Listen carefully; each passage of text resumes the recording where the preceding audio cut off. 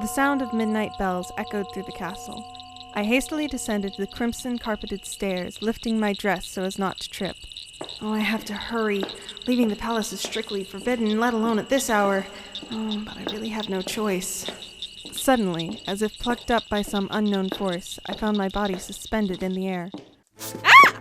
The high heels I had barely gotten used to slipped off as I tripped forward wildly. I closed my eyes, bracing for impact. It's all over now! But instead, I found myself in the security of a strong pair of arms. What are you doing here at such an hour, princess? As the man's words echoed close to my ears, I retraced the events leading up to me sneaking out of the castle.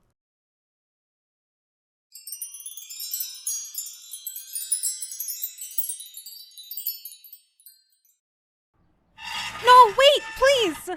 The resounding drone of the closing palace gates concluded in a deep thud. Commoners are never allowed in the palace, except for today. Well, looks like I won't be getting in. I'd come to the palace with my invitation in hand. I, like all the other women in the kingdom, was invited to the selection process for future princess-elect. Such has been Wisterian tradition for as long as anyone can remember. The princess-elect would both rule the kingdom and choose the future prince consort of Wisteria. It's almost like a fairy tale. Not that it matters. I didn't come here hoping to be the princess anyways. I'm just a simple home tutor. I can't even imagine what life as a princess would be like. The reason for my coming to the palace was much simpler. Well, I've come this far. It would be a waste to turn back now.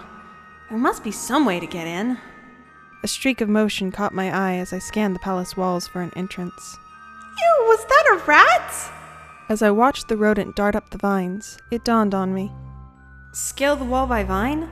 Nah, there's no way it'll hold, but for this short a climb, it might just work.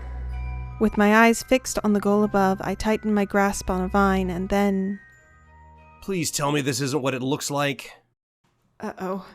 Turning around, I found myself face to face with the young man fitted in armor from head to toe, and he did not look happy. Wonderful. Spotted. And by a knight from the looks of it. I broke into a cold sweat in the face of the knight's intense gaze. This is the part where you explain yourself. Oh, nothing to explain, really. I replied with a nervous laugh, the knight's intense gaze somehow making my voice one octave higher than usual. Oh, really?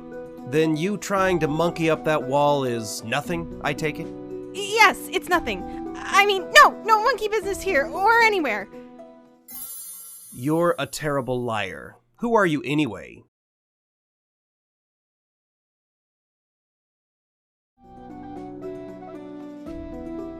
I don't know how I'm gonna get out of this one. Excuse me, Sir Knight. Might I trouble you for, entrance to the palace? The knight furrowed his brow and glared at me in silence for a few moments before speaking again. Are you crazy? I don't even know what you're doing here in the first place. As I took the full brunt of the knight's gaze, I recalled my dear student's face, a promise I had set out to uphold. Can I ask you a favor, miss? Having snared my attention with an open picture book, she continued. See these flowers? They say they grow in the palace courtyard. And they grant wishes. That's how I'm gonna make Mommy better again. Could you find me one? I couldn't possibly refuse such an innocent request, and if I miss my chance now... The knight let out a sigh. Oh, so you're another special guest. He shot a look of disdain at the invitation in my hand. You almost had me there for a second. You should have just told me you came here for a shot at being princess. Bounding off the statue, the young knight briskly made his way up the palace wall. I wasn't lying. I came here to search for something, and I can't leave without it. The knight looked down at me from the wall above, his lips curled into a mischievous smile. Did I convince him? My passion must have struck a chord as something in the knight's eyes began to soften. That's so. With a laugh, the knight extended a hand towards me. Grab on. You're just gonna pull me up? Well, how else do you plan on getting in? Placing my hand in his, I was instantly whisked upward. Whoa! Cradled in the knight's strong arms, I found myself high above the castle walls, but before I could even take in the view, we returned to solid ground. Wow. Thank you so much, Sir Knight. Don't mention it. Now do what you have to do. Just don't go making any more trouble. And with a swish of his crimson cape, the knight made his way for the palace. Sir Alan, where have you been? I got a little sidetracked. Just don't let Giles find out. He'll never let me hear the end of this. Sir Alan, huh? A sigh escaped my lips as I looked across the vast palace grounds. Well, I'm in. Now I gotta find that flower. But it may be easier said than done. This place is huge. As I began my search, I wandered into a hallway filled with the sound of distant music and chatter. What's going on? I made my way towards the sound and found an elegant parlor filled with ornately dressed women.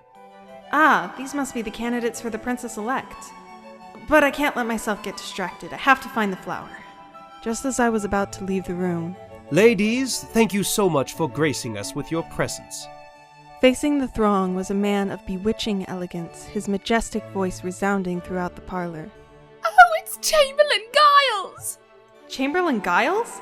As in the king's advisor? As you know, today is a momentous day, for one of you shall be chosen as Princess-elect. Chamberlain Giles began to explain how the selection process would happen. So the Princess-elect will be chosen here. But I need to stay focused on my goal. I shouldn't be here. I left the silver platters of champagne, macarons, and cakes behind, though with great reluctance. Well, well, what have we here? I had escaped the temptation to indulge, but not the power of Giles' observation. Those flowers might not even exist. But if they do, they'll be in this courtyard. I crouched over a nearby flower bed and began my hunt. Without warning, I heard footsteps approach from behind. Am I busted? I turned to find a man of striking elegance, his gaze cold as ice. What are you doing here? I'm looking for something. There's no point in trying to make up a lie. He'll probably laugh at me, but there's no backing out now. A white flower from a storybook. The man's hardened expression gave way to surprise, but only briefly. In the next moment, his eyes narrowed coldly. Are you truly foolish enough to believe in a fairy tale? Okay, maybe it sounds stupid. For a second, my heart wavered. The flower wasn't even likely to exist, after all. But I'm not going home without properly searching. The aristocrat let out a sigh as I nodded in agreement. You'd best leave immediately after finding your precious flower. The palace is no place for the likes of you. What does he mean by that? The blue-clad nobleman turned his back to me and started to walk away. My lord, may I have your name? Lewis. But you needn't remember it, for I doubt we'll ever meet again. What a strange guy. I watched Lewis disappear into a shadowy passageway. Just as I was about to resume my search. Excuse me, miss. Oh no, who is it now? Turning to face whoever had arrived, I found none other than the Chamberlain Giles standing before me. I thought he was still in the parlor with all the princess candidates. What's he doing here? I'm definitely getting kicked out of the palace now, maybe for life. An elegant smile floated across Giles' face as he watched me fall into a panic. If my lady would be so kind as to follow me, please. I assume you wouldn't want to return to the parlor with your clothes covered in mud. Giles' look gave the impression that I would have more luck budging a boulder than trying to argue. Maybe it's best I just go with the flow. I've arranged a fresh change of clothes for you. Please follow me. Taken by Giles, I arrived at a boutique. Now, if you could please change your clothes. You look ravishing. Though simple in design, the workmanship and beauty of the clothes I had been given was stunning.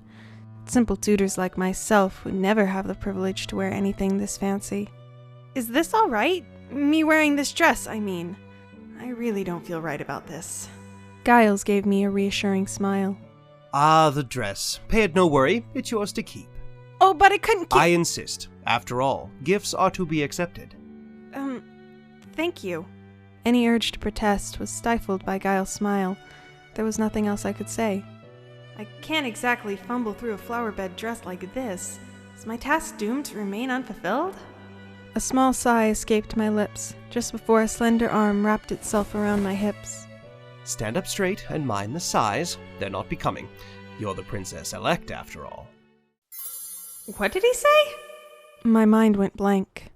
I'm sorry, did you just say I Have been chosen as princess-elect? Yes, that's exactly what I said.